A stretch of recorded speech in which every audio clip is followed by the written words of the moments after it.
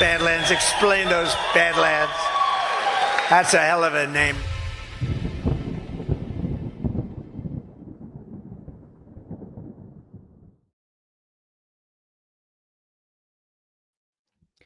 Good evening, ladies and gentlemen, and welcome to the Badlands Book Club as we are finishing up, finally, the dramatic conclusion. The dramatic. I was just jumping to say. I thought you were going to say the title. The dramatic conclusion of Fourth Turning by William Strauss and Neil Howe. I got them backwards there. Yeah, we're finally going to put this book to bed. It's been how many weeks have we spent on this book? It feels like a lot of weeks. It feels like a lot. So I think didn't Brad put it in? No, I have no idea. Some chapters took us 3 weeks. I know some of these chapters were really, really long. So, Yeah, it was good. It was good. But just an update for next week, we will be doing Smedley Butler's War is a Racket. It's a short read. Should only take us maybe 2 weeks, 3 weeks, maybe. I'm not sure. Yeah, it's very thin, but it's a good book and it's relevant. And it'll too. Love a book with pictures. We'll hold the pictures up. So if you guys want to get a copy, it's relatively inexpensive. I think it's only like $10. So get yours Amazon, Kindle, wherever you want to get your books at. And $9.90 on my book, but I have no idea what I paid for it or when I got it because I've had it for years and I've never read it. How much did you say? $9.95? $9.95. Couldn't just agree that's $10. I was agreeing with you by saying yes. The official source on the back of the book says $9.95. So Brian was close to being correct, which is about as was off by a nickel. As you usually get. Off by a nickel. Holy crap.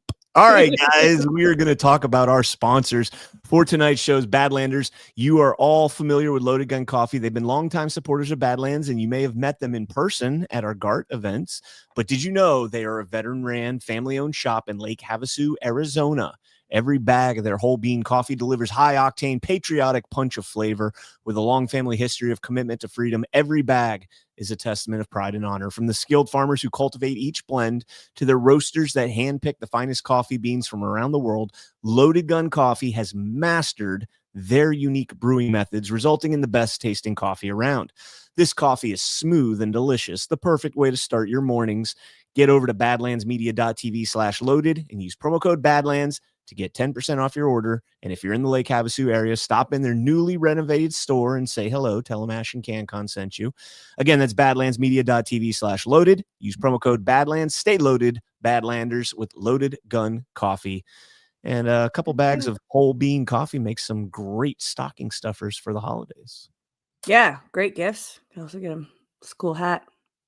Yeah. And mugs, glasses, all kinds of cool stuff. Their merch is cool. It's got guns on it, like my shirt, which also has guns on it.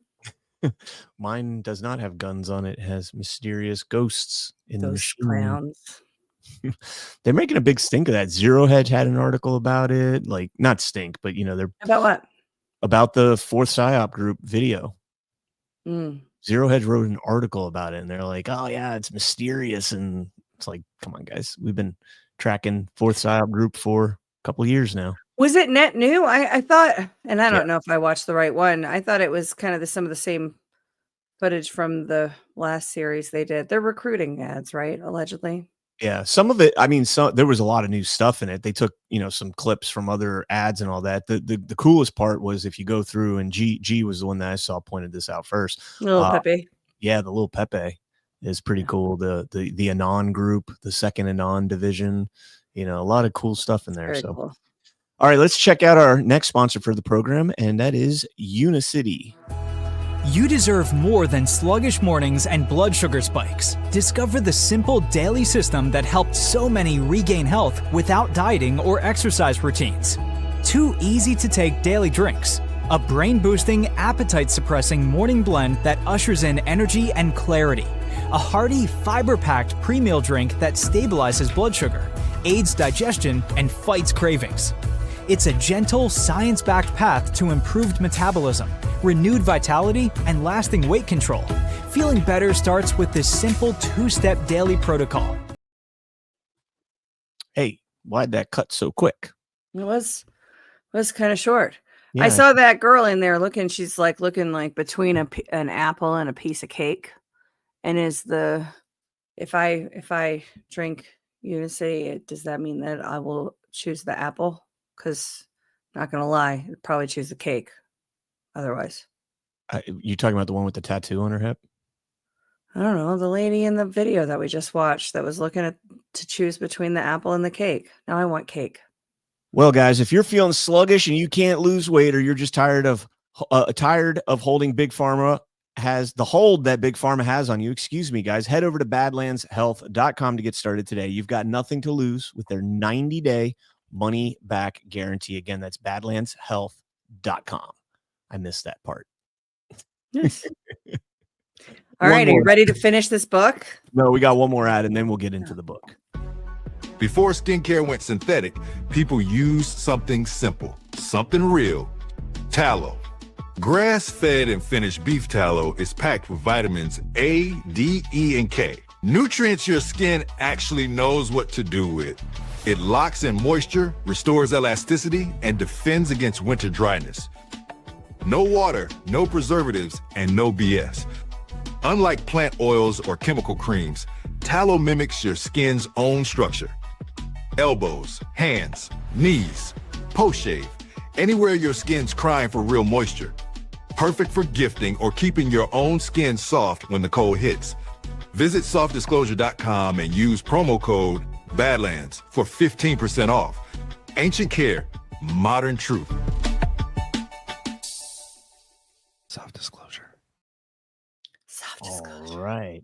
And then did you see the message we got from Stacy? No, but I want to talk about soft disclosure for a second because I was out at the Willowin Farm for Thanksgiving, and one of the things that's so cool about these products is that every ingredient isn't just there for the purpose of making, like the deodorant to thicken it or to whatever. They're supplements for your skin. There's actually like beneficial reasons why every single ingredient in these products is chosen. You can feel the difference, and I'm learning a lot and talking to Annie, learning a lot about tallow. And you know how they say in there it mimic it, and the alpacas too. I got to help another one have sex, and she went home most likely pregnant. So mazel tov.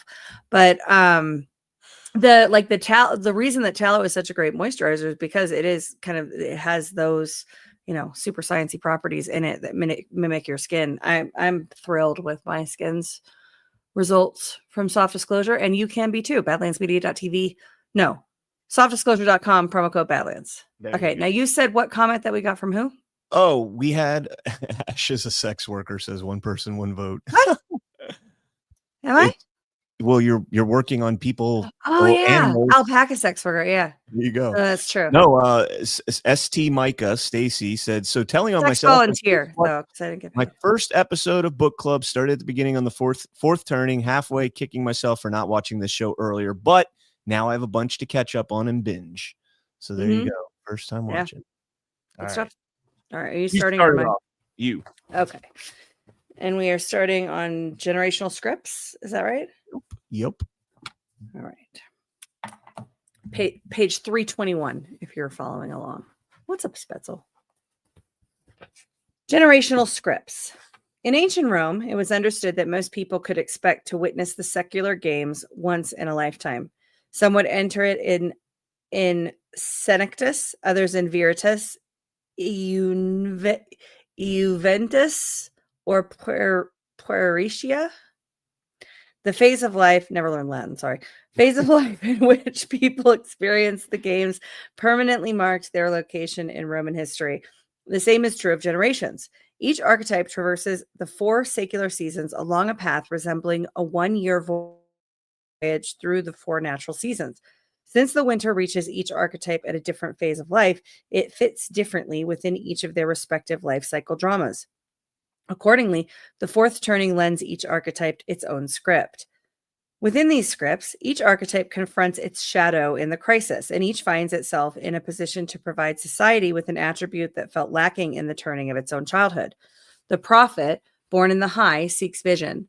The nomad, born in the awakening, seeks realism. The hero, born in the unraveling, seeks power. The artist, born in the prior or current crisis, seeks empathy. Into and through the next fourth turning, America's generational constellation will change dramatically. Among today's living generations, important demographic changes can be expected to occur between 2005 and 2026. Holla! The GIs will be nearly gone, leaving them with a purely ancestral role. Of all the GIs who ever lived, only 1 in 8 will survive to see the crisis catalyze. 1 in 250, all centenarians, to see its resolution. The silent will have the frustrating role of bearing incomplete witness to the epic event of their adult experience. Of all the silent who ever lived, 3 in 5 will survive to see the fourth turning begin, only 1 in 5 to see it end. About 5 of 6 boomers will be alive for the catalyst, 2 in 3 for the resolution. The overwhelming majority of 13ers will live to witness the end of the fourth turning. They will enter the crisis as America's largest generation, but leave it eclipsed by 2 others. By the end of the crisis, the Millennials will be America's largest generation of voters. If today's generations follow the historical pattern, the following national leadership changes can be expected. At the crisis catalyst, the silent will be out of authority. Boomers will be nearing their peak of power.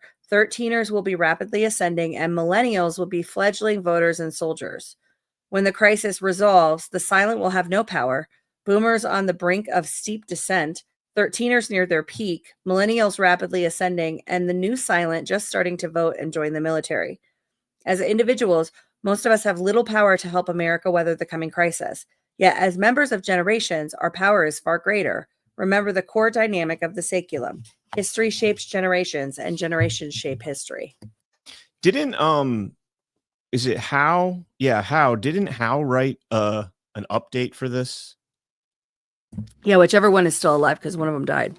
Strauss died. I know Howe is alive. I thought he wrote another chapter. And it says, the book says it comes with a new preface, but I don't think that was the new chapter, but I don't know. All right, the GI script. The hero does not look forward to passing on during an unraveling, an era of disintegration for the social order he once constructed. It is the hero's latent life frustration to see so many problems fester and younger people unable to fix them. The hero must accept that he may never know what the next crisis will be, nor how it will resolve. However, he can take solace in knowing it will happen when the hero's shadow, the prophet, plunges society into an era of emergency like the one in which the hero himself once thrived. Yet the hero gains no comfort from this. Finding the temperament of the younger prophet too self-centered, he fails to understand how this temperament is needed to raise a child hero whose power and virtue can someday match his own. The GI script requires them to move beyond the residue of their old awakening era quarrel with boomers. GIs need to find in boomers the spirit of their sires, and in millennials, the scout-like virtue of their own child selves. GIs should welcome the boomer style as necessary to raise children who can someday soldier a crisis as well as they soldiered World War II. To do that, however, GIs must allow boomers to secure a place in the public life for the millennial children. That, in turn, requires the GIs to accept that the well-being of millennials, and not of themselves, must be government's highest unraveling era priority.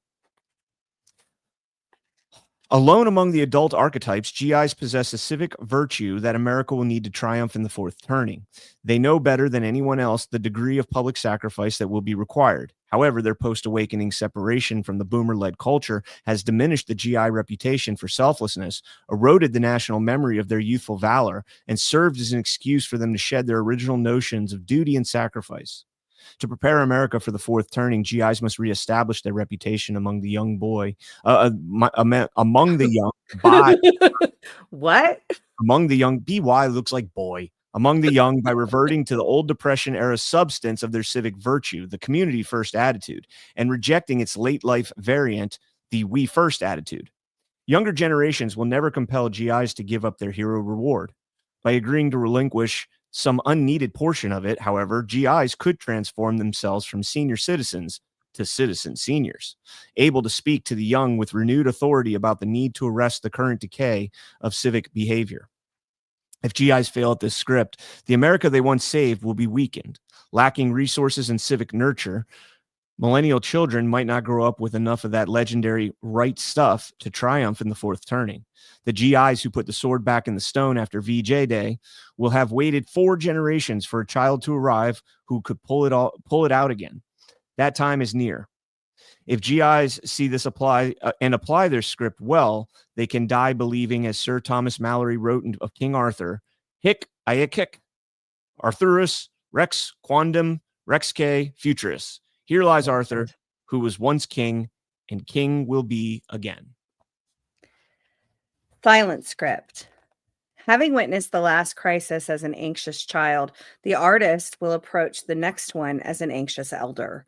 He will see its catalyst and feel its mood shift, but will probably pass away before learning how it turns out. In the fourth turning, therefore, the artist must disengage and refrain from interfering as other archetypes do their necessary work. In an unraveling, the old artist sees little of his own empathetic quality in the nomad who, he fears, will ignorantly shatter his own achievements. The artist may even worry that refinement and sensitivity are themselves dying with him.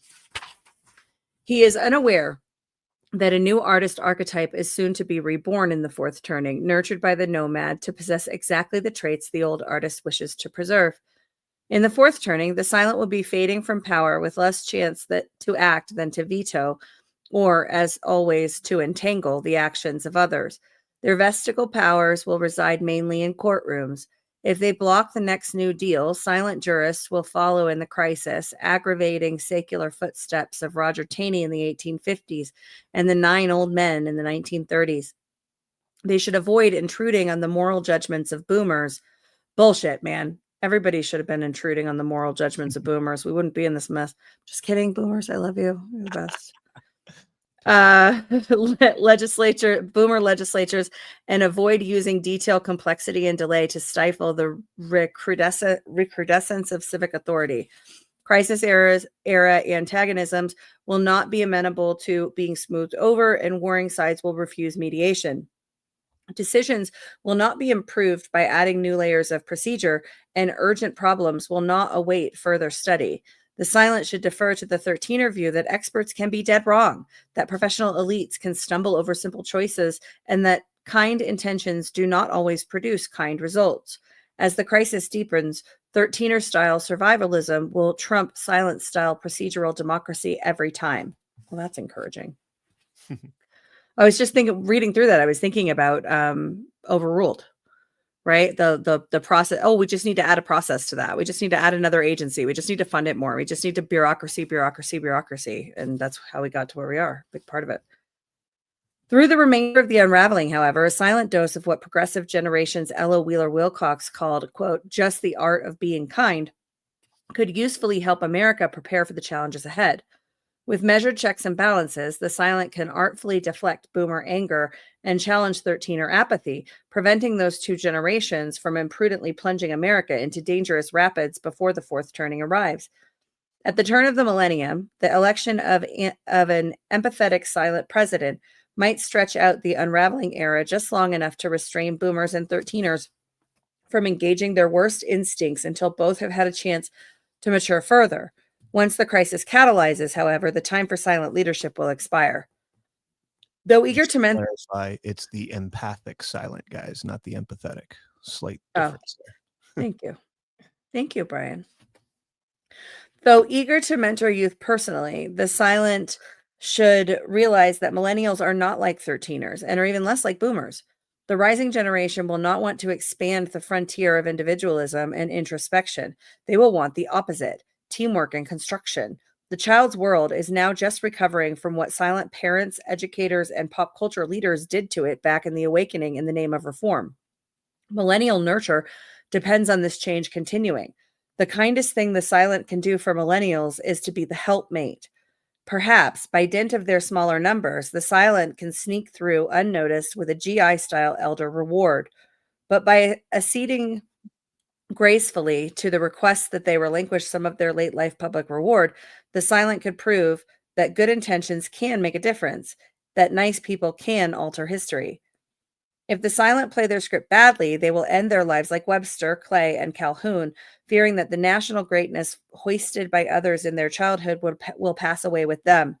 If they apply their script well, however, they can go into history's good night like those who reached their 80s in the Great Depression, old progressives like Louis Brandeis and John Dewey, who in the latter's words, remained committed to an end that is at once enduring and flexible. All right, the boomer script. The fourth turning brings special meaning to the prophet because of the seasons of the saeculum exactly match those of his own life. From spring to winter, history's seasons are those of his life cycle as well. Where the prophet's shadow, the hero, had his greatest trial young, the prophet will find his old age. To achieve late life glory, the prophet must harness the civic duty and skill of the old hero, whom he rewards but does not honor, and the child hero, whose temperament he nurtures but does not understand. In the current unraveling, though, the prophet is damaging the civic culture created by the old hero, thereby making it harder for the child hero to thrive and pursue his destiny. It is the prophet's challenge to confront his shadow, offer the old hero respect as well as reward, and instill the old hero's virtue in the child. As the next gray champion, the boom generation will lead at a time of maximum danger and opportunity. From here on, boomers will face the unfamiliar challenge of self-restraint. Having grown up feeling that GIs could always step in and fix everything if trouble arose, boomers have thus far pursued their crusades with a careless intensity. In the fourth turning, GIs will no longer be around as a backstop, and the young millennials will follow the great champion off a cliff. If boomers make a wrong choice, history will be very unforgiving. The continued maturation of boomers is vital for the crisis to end in triumph. These one-time worshippers of youth must relinquish it entirely before they can demand from millennials the civic virtue they themselves did not display during the awakening. This will require a rectitude that will strike some as hypocritical, yet it will be no more than a natural progression of the prophet's life cycle persona. When the crisis hits, boomers will need to diffuse the culture wars at once. Their pro-choice secularists and pro-life evangelicals will need to move beyond their unraveling era skirmishes and unite around an agenda of national survival, such as missionary elders did during depressions and war. Well, that never happened. Still one of the most divisive political topics out there. Boomers must also display a forbearance others have never associated with them. By nature, they will always tend toward self-indulgence in their personal lives, but if they allow this to overflow into public life and demand generous public benefits, they will bankrupt their children financially, themselves morally. Unlike the silent, sneaking through unnoticed will not be an option. Worse, if boomers become pointlessly argumentative and let their values back them into a corner, their current talk show hyperbole about annihilating enemies could translate into orders to use real doomsday machines. Come the crisis, boomers will face the utterly un-yuppie-like task of presiding over an era of public authority and personal sacrifice. This generation must squarely face the threat its unyielding moralism could pose to its own children, to the nation, indeed to the entire world. When people repeat the slogan, "Make love, not war," historian David McClellan has warned, they should realize that love for others often sets the process in motion that ends in war. But if aging boomers can control the dark side of their collective persona, they can look back on their role in the fourth turning the way old Ben Franklin looked back on his. When asked what image belonged on the national seal of the United States, the old man replied, "The inspiring image of Moses, hands extended to heaven, parting the waters for his people." So the script, it seems, the generational scripts are for the best way to navigate the fourth turning, according to Strauss and Howe. Yeah? Say that one more time. The scripts that they're laying out are for the best way, according to Strauss and Howe, what they see as the best way for each generation to navigate the fourth turning. Yes. 13er script. Survival skills are what society needs most in a fourth turning, and those are precisely what the most criticized archetype, the nomad, possess in abundance. Though through the natural corrective force of the saeculum, the nomad was raised to excel in exactly those skills that history will require from him in midlife at a time of real public danger. His challenge will be to stop dispersing these skills for scattered purposes and start gathering them for one larger purpose. Through the unraveling, the nomad has been able to withdraw from civic life, but come the crisis, he cannot. It will be his duty to ensure that whatever choices society makes will work as intended. In public life, the nomad must cut through the paralytic residue once built by his shadow, the old artist. In private life, he must rebuild the family and community rituals once discarded by the old artist. As he does this, the nomad will nurture the new child artist. The fourth turning will find other generations with lives either mostly in the past or mostly in the future, but it will catch 13ers in prime time, right at the midpoint of their adult years. They must step forward as the saeculum's repair generation, the ones stuck with fixing the messes and cleaning up the debris left by others. Every tool 13ers acquired during their hardened childhood and individualist youth will be put to maximum test. If 13ers apply these tools for community purpose, they will become antidotes to pathologies remembered from their own awakening era childhood, from divorce and latchkeys to public debt and cultural decay. The 13ers' gravest fourth turning duty will be their society's most important pre-seasonal task, to ensure that there can indeed be a new high, a new golden age of hope and prosperity. For the crisis to end well, 13ers must keep boomers from wreaking needless destruction and millennials from marching too mindlessly under their elders' banner. They will not find it easy to restrain an older generation that will consider itself far wiser than they, and a younger one that will consider itself more deserving. For this, 13ers will require a keen eye, a deft touch, and a rejection of the wild risk-taking associated with their youth. From now through the end of the fourth turning, 13ers will constantly rise in power. From 1998 until around the crisis climax, they will be America's largest potential generational voting bloc. As the year passes, their civic contributions will become increasingly essential to their nation's survival. They will have to vote more and participate more if they want to contain the boomers' zealotry. They will have that chance. Their own elected officials will surge into Congress as the crisis catalyzes, eclipse boomers around its climax, and totally dominate them by the time it resolves.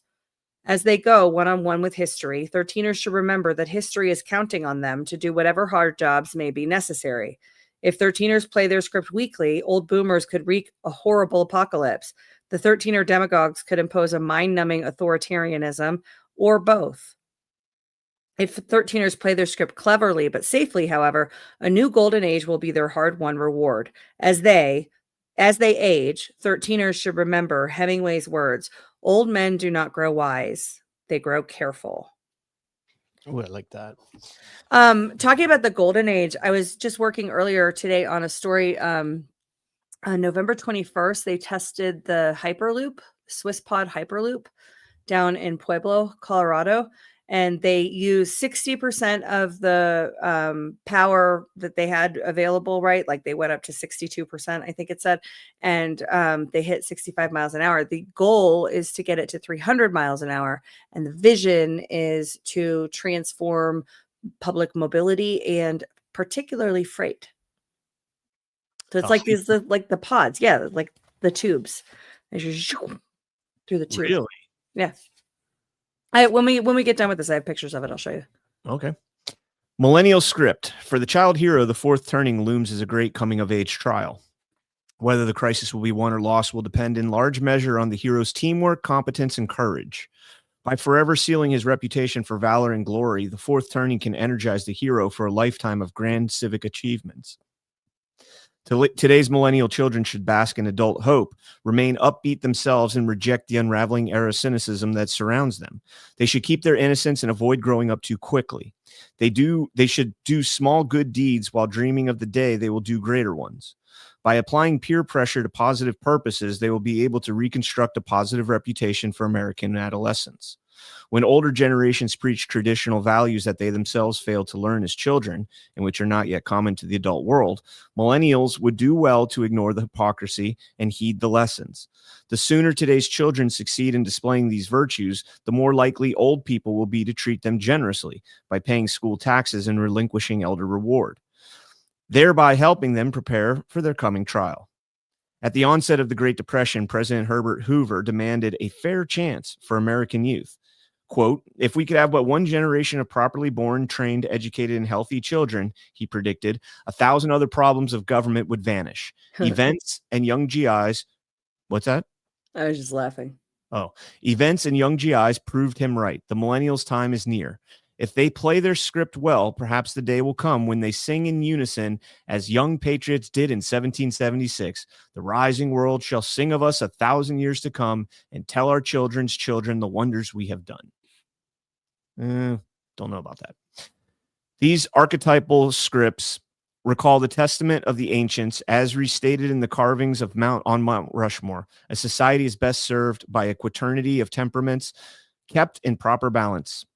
The great discontinuities of history are not like huge accidents, random collisions of 4 different personalities. Instead, the secular winter follows a natural path of compensation as each archetype confronts its shadow and offers its own contributions. From this, a fourth turning allows a society's survival instincts to emerge.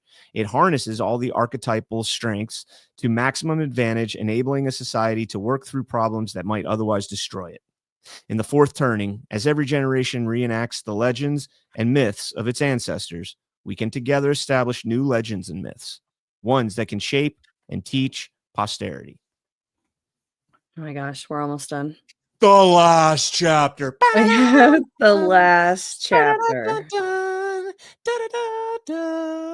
The final countdown. All right. Oh, by the way, if you missed it, my buddy over here was in a video put out by the White House talking about the Seditious Six. Brian was got a cameo spot in a White House video. Congrats. I've watched it and commented about it, but I hadn't talked to you about it yet. I was just listening to how you were reading about the millennial hero generation rising to the occasion, and then just thought I'd point out that you were literally in a hero video today. Yeah. The Eternal Return.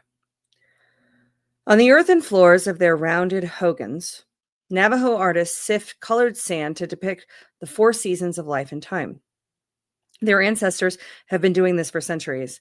They draw these sand circles in counterclockwise progression, 1 quadrant at a time, with decorative icons for the challenges of each age and season. When they near the end of the 4th season, they stop the circle, leaving a small gap just to the right of its top. This signifies the moment of death and rebirth, what Hellenics call ekpyrosis. By Navajo custom, this moment can be provided in the circle closed only by God, never by mortal man. All the artist can do is rub out the painting in reverse seasonal order, after which a new circle can be begun. Thus, in the Navajo tradition, does seasonal time stage its eternal return. Like most traditional peoples, the Navajo accept not just the circularity of life, but also its perpetuity. Each generation knows its ancestors have drawn similar circles in the sand, and each expects its heirs to keep drawing them. The Navajo ritually reenact the past while anticipating the future. Thus, they do transcend time. Modern societies, too, often reject the circles for straight lines between starts and finishes. Believers in linear progress, we feel the need to keep moving forward. The more we endeavor to defeat nature, the more profoundly we land at the mercy of its deeper rhythms. Unlike the Navajo, we cannot withstand the temptation to try closing the circle ourselves, and in the manner of our own liking. Yet we cannot avoid history's last quadrant. We cannot avoid the 4th turning, nor its ekpyrosis. Whether we welcome him or not, the great champion will command our duty and sacrifice at a moment of crisis. Whether we prepare wisely or not, we will complete the millennial saculum. The epic that began with BJ Day will reach its natural climax and come to an end. The end of what? The next 4th turning could mark the end of man. It could be an omnicidal Armageddon, destroying everything, leaving nothing. If mankind ever extinguishes itself, this will probably happen when its dominant civilization triggers a 4th turning that ends horribly. But this end, while possible, is not likely. Human life is not so easily extinguishable.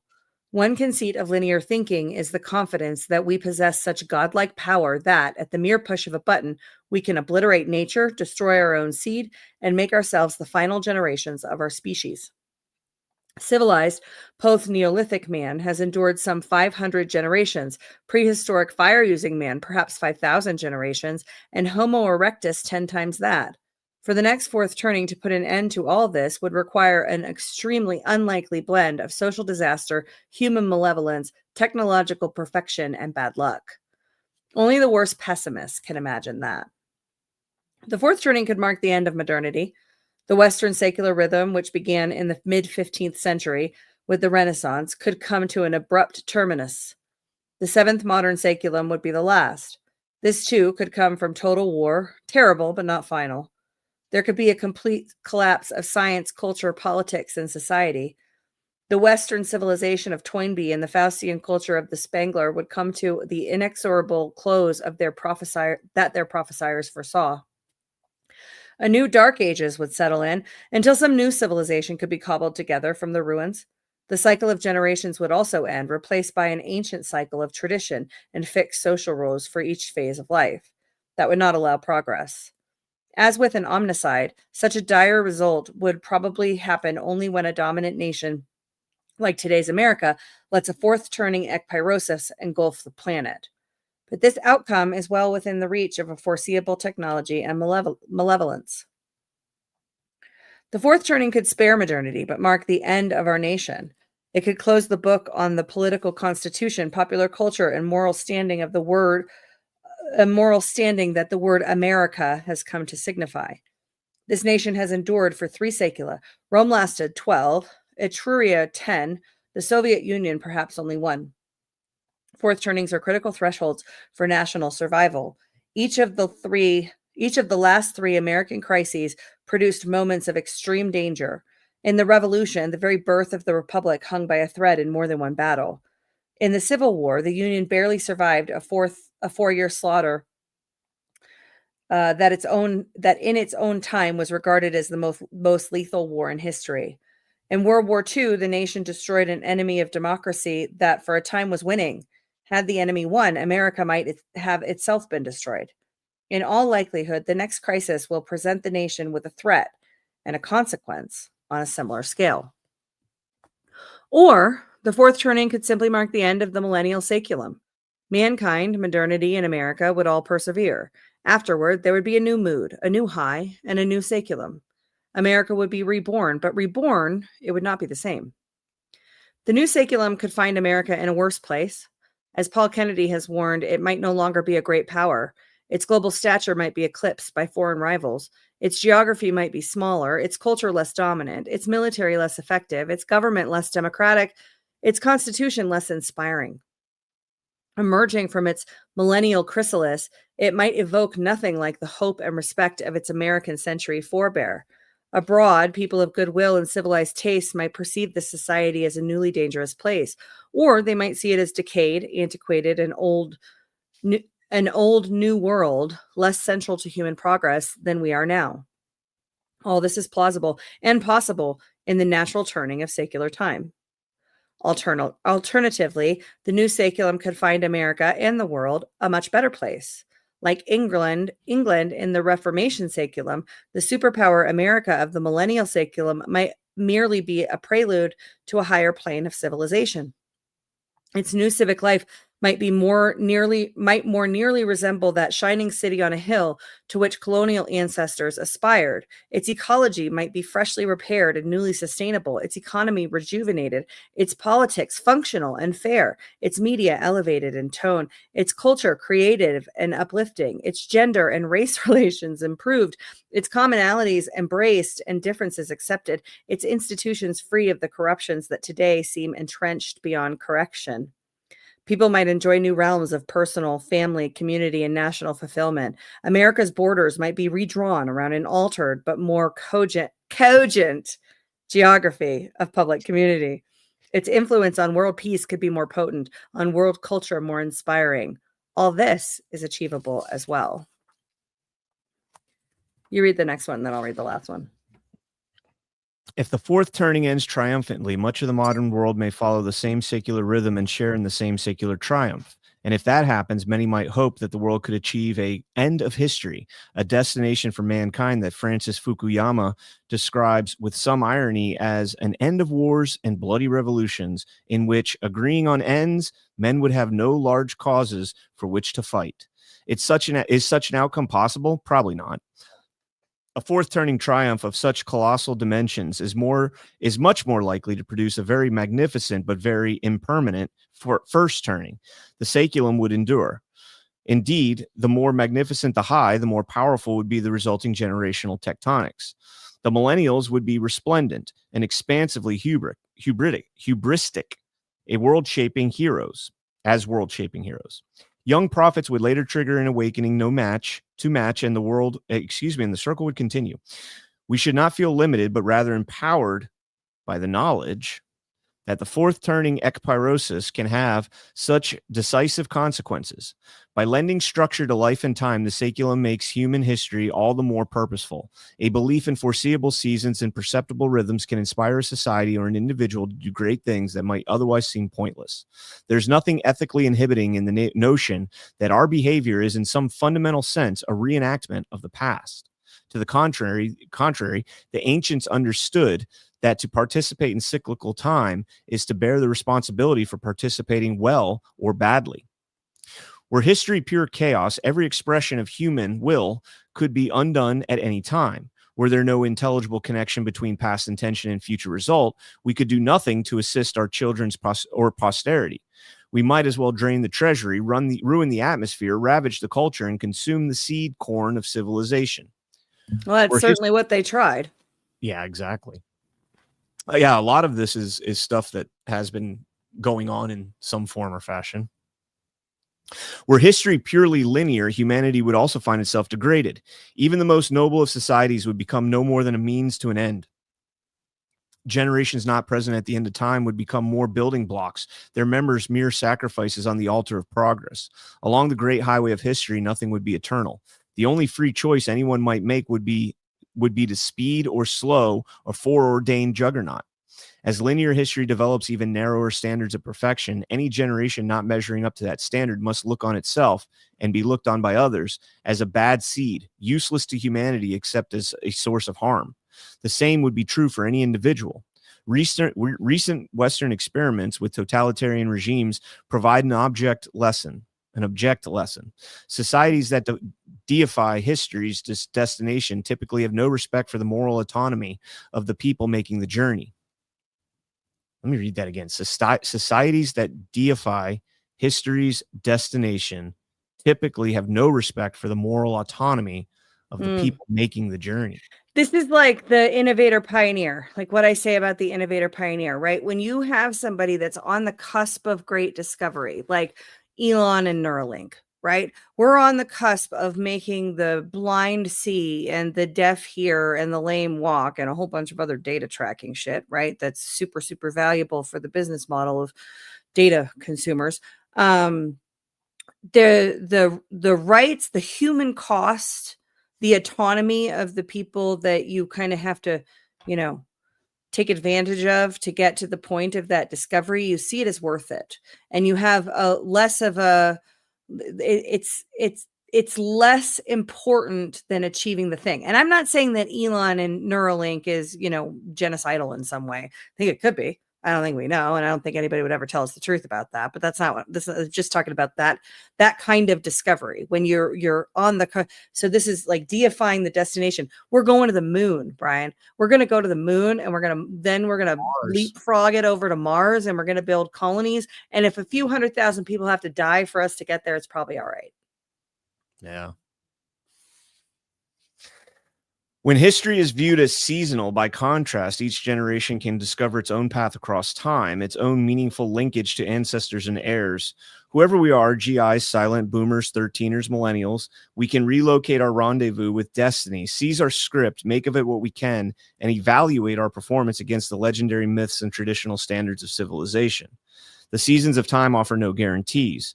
For modern societies, no less than for all forms of life, transformative change is discontinuous. For what seems an eternity, history goes nowhere. and then it suddenly flings us forward across some vast chaos that defies any mortal effort to plan our way there. The fourth turning will try our souls, and the secular rhythm tells us that much will depend on how we face up to that trial. The saculum does not reveal whether the story will have a happy ending, but it does tell us how and when our choices will make a difference. Do you think they're making such a big deal of this fourth turning because of the potential that we have for our own mutually assured destruction? Because we never had that before. This is the yeah, first. I mean, this is 1997, and they were looking to be going into it within the next 5-6 years. Right. Yeah. Or 8 years. So yeah, I would think the urgency and about it would be, that the intro to this chapter, everyone's gonna die, or everything's gonna be great. Right. It's kind of like Mo Gadot and Scary Smart. Yeah. It's gonna be really, really bad and then really, really good. It's gonna be amazing. Yeah.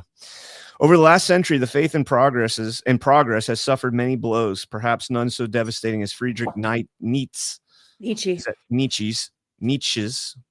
early and devastating critique. Nietzsche believed that delusions about nerve-ending progress toward an unattainable standard had become a root malady of the Western psyche.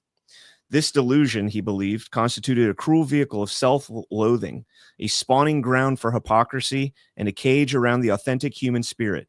His invented prophet, Zarathustra,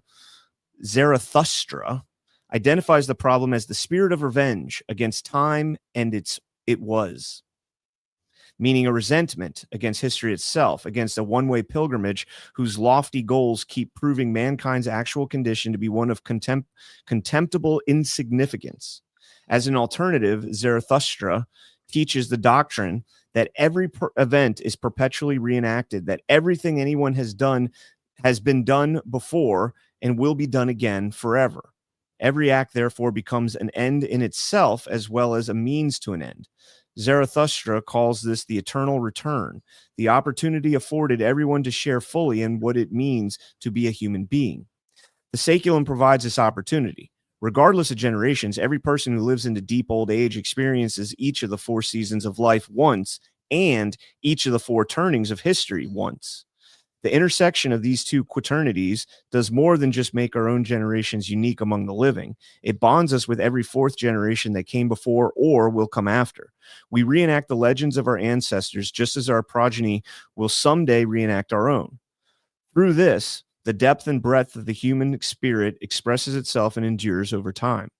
Linear time tempts us moderns to believe that we are immeasurably better or contemptibly worse than our ancestors.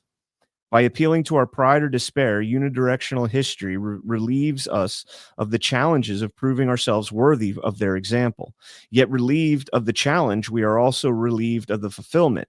Commenting on the manners of Rome during the early empire, the great historian Tacitus disagreed with moralists who argued that the civic virtue of a great society can only change in one direction. Indeed, it may well be that there is a kind of cycle in human affairs, he wrote, and that morals alternate as do the seasons. Ancient times were not always better. Our generation, too, has produced many examples of honorable and civilized behaviors for posterity to copy. One must hope this praiseworthy competition with our ancestors may long endure. And 2 millennials after Tacitus, so must we share this hope. Each of us communicates across a vast reach of time. Think back to your childhood. Recall the oldest person who influenced your life, maybe a grandparent, maybe an elderly neighbor. The distance between that person's birth year and the present is your memory span back in time. Now go in the other direction. Project the probable lifespan of the youngest person whose life you will someday influence, most likely your youngest grandchild.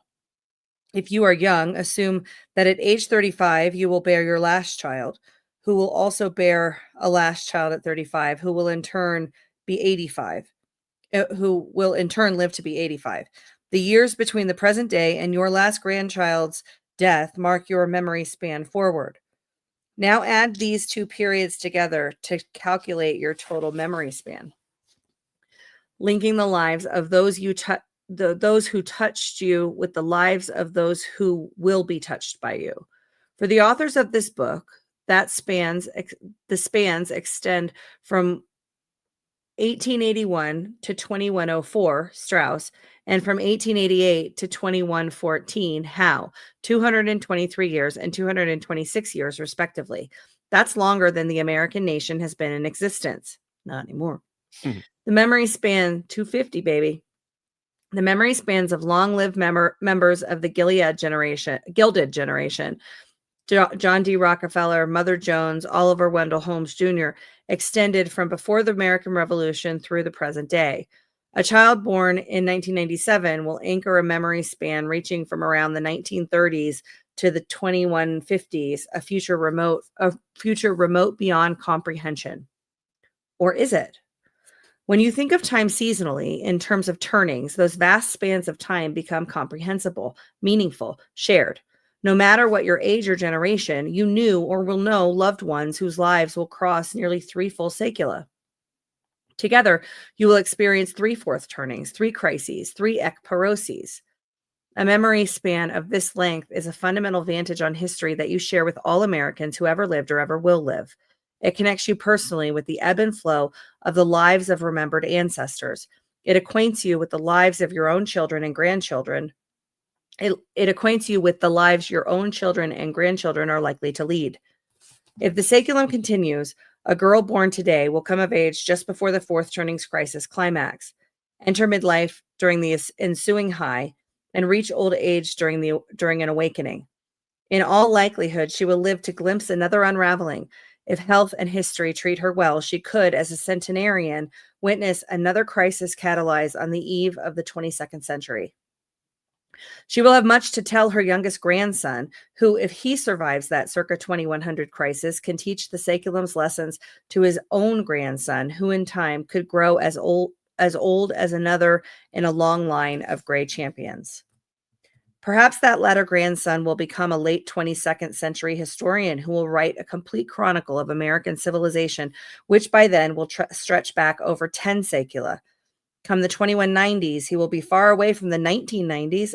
He will be as far away from the 1990s as we are today from George Washington's presidency. Every school child will know what happened next. From the 00s to the 2020s as the 4th turning unfolded, but academics will surely debate how and why it came to pass. In his history, this great-great-grandson of today's baby girl will reflect on what the 4th turning came to mean for his own time and generation. His history is not yet written. What will it be? Oh, and there we go. Do you want to read that Ecclesiastes, or do you want me to read it? I'll read it.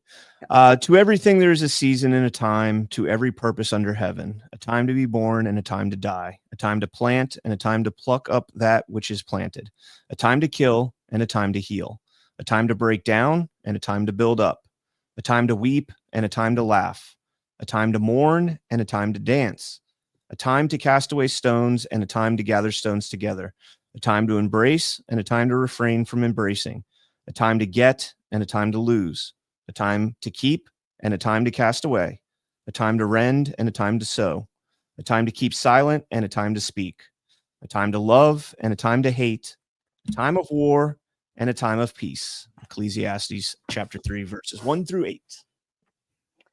And we have finished it. We did it. The struggle bus, but we did it. That book kicked our asses. Done. Smedley, Butler, War is a Racket up next. We got to talk about the next book. Well, I mean, we could talk. We got about 15 minutes. We could talk about the book itself. Before we talk about the next book, what do you think in terms of what the 4th turning produced? Do you think we get the destruction or the golden age? Or something? I think we're on track for the golden age. I really do. I think there's 2 competing forces, and this kind of ties into the Y files that I watched with Jackie and Cam when they were down here about the aliens that are, among us, and 2 different directions are trying to pull us. I feel like that's where we're at now with this turning, and we've got, kind of the globalist regime and the direction that they're trying to take us towards, global hegemony.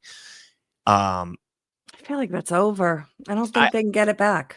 I still think they're fighting. I think this is their last stand. Death rattle, maybe, but I don't think they can rattle for rebound. I don't think there's a comeback story there. Yeah, I don't either. I don't either. I think generally people are too awake about it now. So I do think that the golden age is the end result of the fourth turning. But when you're coming out of that, what is it? Help Ashe understand. So you're in the awakening? No. Help Ashe understand crisis. Is that what you did? CannCon. Help Ashe understand CannCon. Oh my God, I love it. Awakening, unraveling crisis. Yeah. How did you not share that with me before? We talked about that. Like we did. Help Ashe understand. I forgot it. That's when amazing. we were trying to figure out the pattern. I was like, we need a bookmark the chart. acronym This was for it. driving me nuts. Help Ashe understand CannCon. Yeah. That's great. High, awakening, unraveling, crisis. Nailed it. I'm good for something. But speaking of golden age, so this is what the track looks like. Okay. I would have thought it was going to be on magnets. So the thing about Swiss Pod is that they're putting their goal is to put all the tech into the pods. So like magnets and energy and all of that stuff is in the pods as opposed to the track.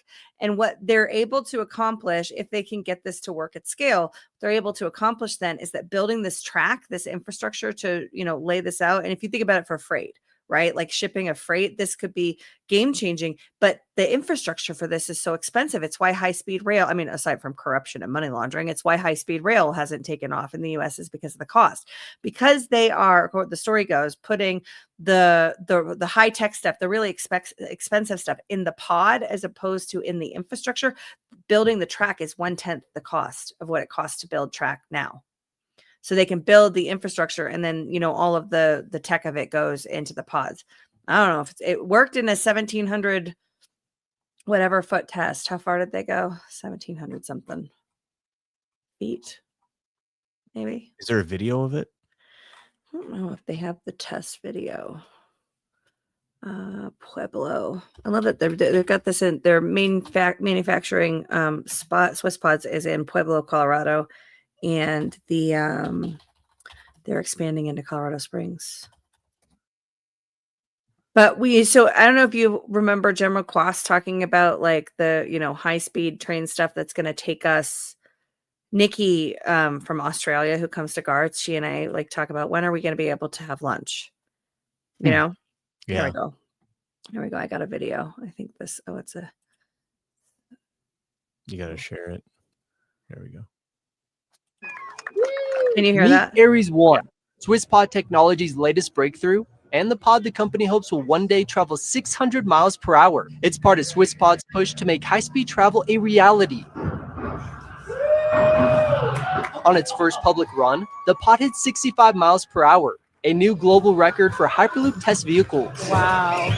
And if you're wondering who would ride something like this, just ask the fans. As somebody that's a season ticket holder for the Broncos, I'm excited for this. We don't have a date for when that trip to Denver could happen just yet, as Aries 1 has many tests ahead. All the next steps would be to complete the whole test track, which is going to have another 65% extension, kind of going to get the loop and just go around like on 43 acres of land, equivalent of 25 football stadiums. Once completed, the 1 mile closed loop will be the only long-haul Hyperloop test track of its kind in the world. Yeah, I feel like we're looking at the future, and that's Shut really up, asshole.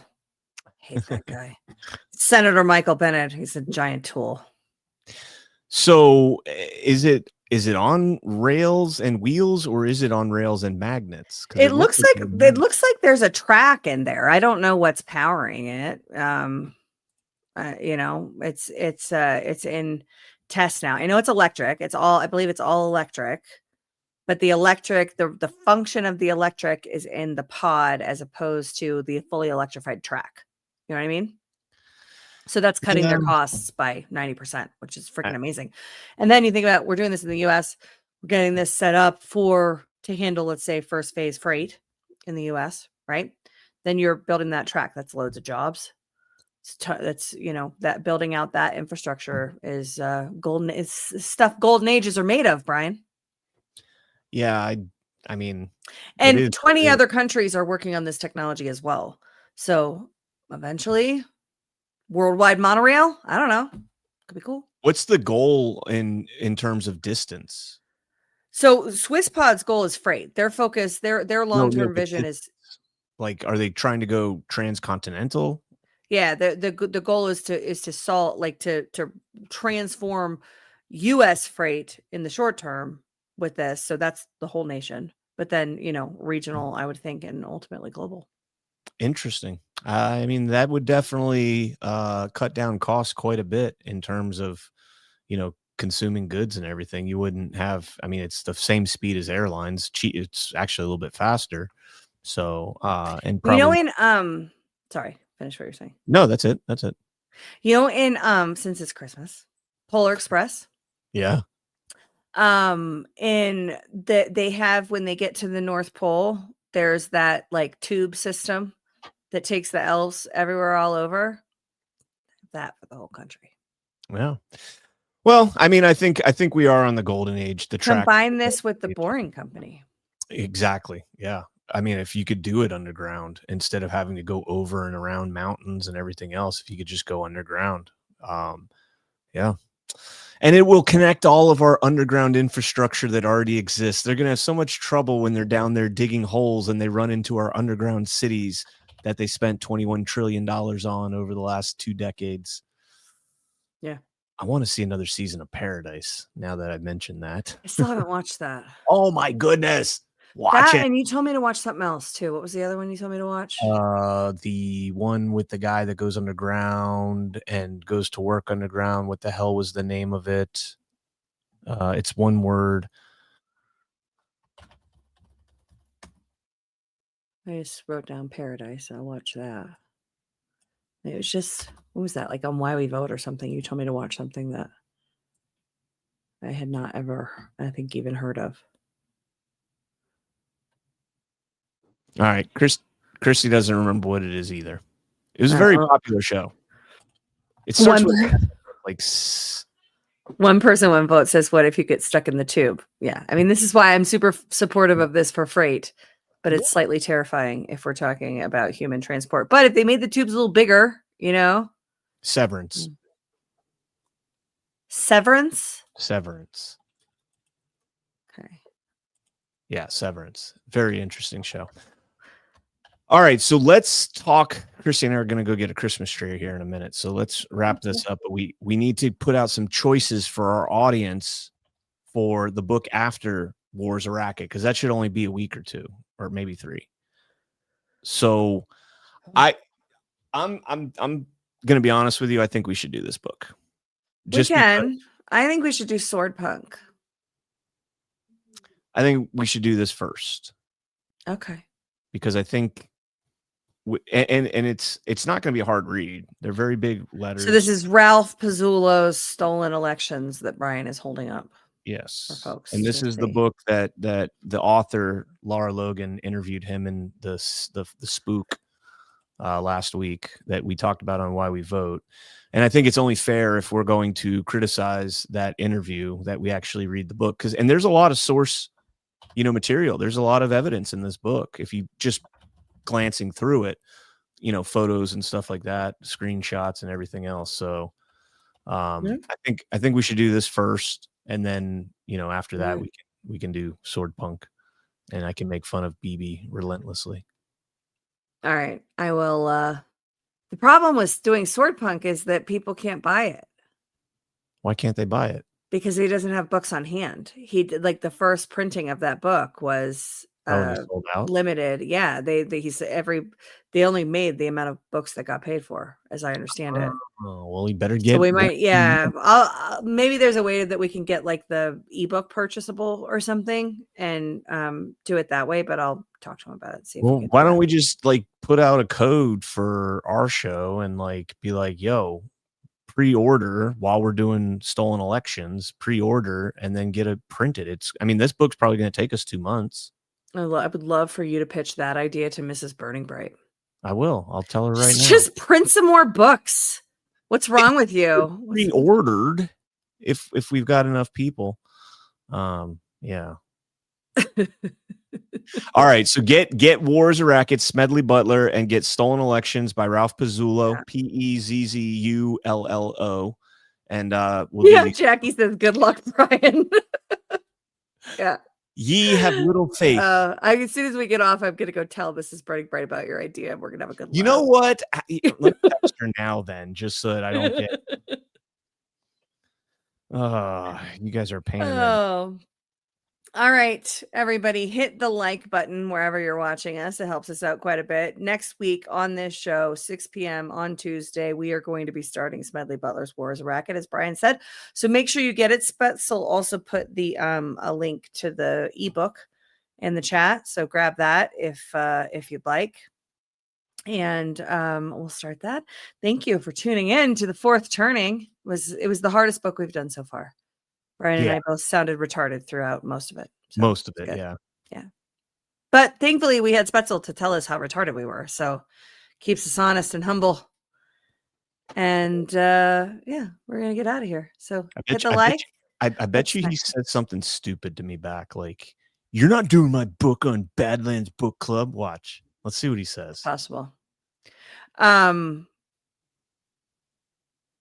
really want to see her face when she gets that idea communicated to her. Coming up next on Badlands Media is Brad and Abby Live. And I think she said yesterday they're going to be showing the homestead build and a lot of stuff from the property out in Alaska. Their property is gorgeous and they're building all kinds of stuff. So I think they're doing that on Brad and Abby. I don't know if that's today or if it's a future episode, but she was talking about that yesterday, which would be very cool. And then we have Story Hour. I don't know what the movie is again. Do you know what the movie is? I can check it real quick.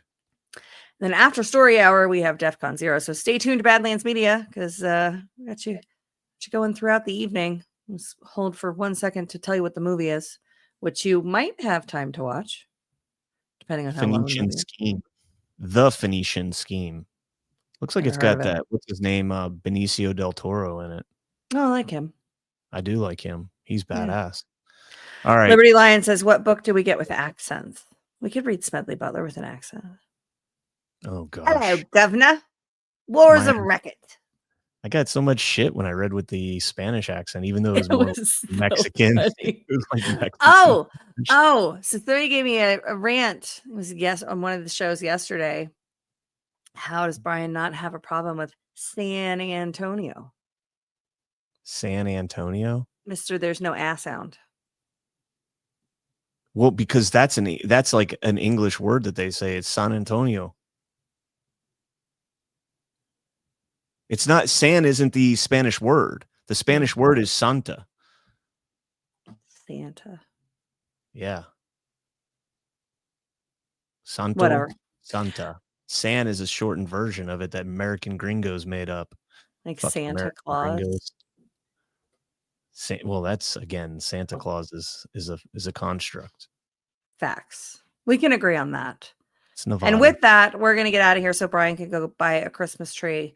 And I need to go figure out what's for dinner because Matt and Caleb went to the Avalanche game, which means I have to feed myself. So those sons of bitches. All right. Softdisclosure.com, promo code Badlands. Check out badlandshealth.com and also Loaded Gun Coffee, badlandsmedia.tv/loaded, promo code Badlands.